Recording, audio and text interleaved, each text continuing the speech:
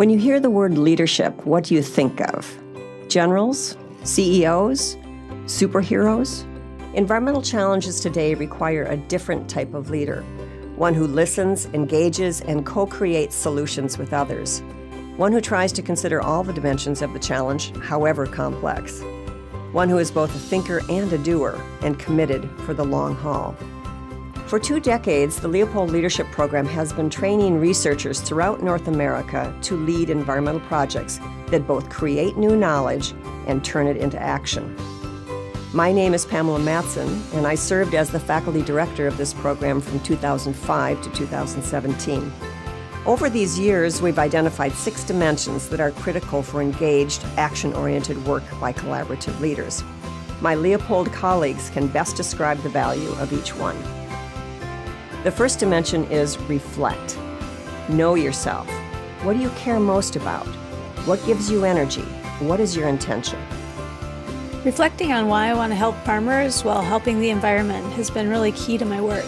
I've seen how much our farm has meant to me, my husband's and 2 sons, my parents, my sister and her family. When we're all on the farm, everybody feels a deep sense of peace and connection. I'm driven to work to try to help preserve this agricultural way of life. Inquire.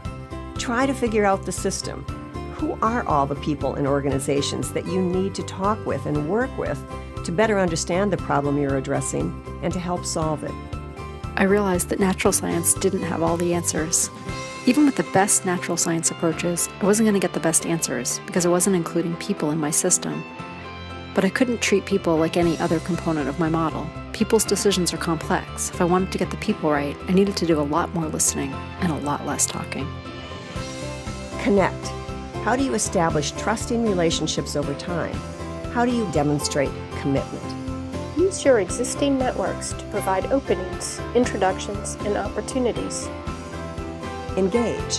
How can you contribute to a shared vision of the work to be done, and then work to make that vision a reality? When I arrived in Iraq, I promised myself I would not become one of the one-hit wonders who sweep in full of Western wisdom and gadgets, only to rapidly swoop out. I formed a special bond with my Iraqi colleagues from the University of Basra by confronting my ignorance about Iraq and asking my colleagues for help. I knew I had to find a way to make this connection lasting and meaningful. Strategize. How do you develop, from the bottom up, thoughtful plans that lead to credible, relevant solutions that will work in the long run, not just the short term? We built a bond of friendship with the priests in Ethiopia.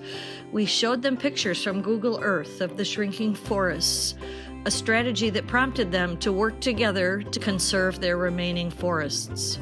Empower. How can your collaborative action inspire ongoing leadership and transformation on the ground?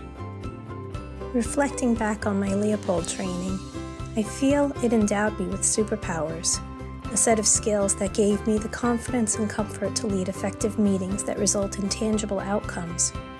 I learned to manage large interdisciplinary groups that can accomplish goals and deliver persuasive presentations that lead to action. None of these superpowers are really super.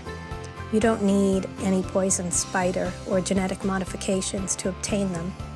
Just a clear understanding of the processes and a bit of practice. You've just heard the 6 knowledge-to-action leadership dimensions described from the perspective of individual Leopold leaders. These dimensions are equally essential in the context of teams working together. Just as individuals learn new practices to employ these leadership dimensions, high-performing teams learn to use them and to harness their collective knowledge and wisdom. We are in a transition to a sustainable future, and the research community has a critical role to play. We will be most effective if we work together within and across boundaries. Collaborative leadership is the key.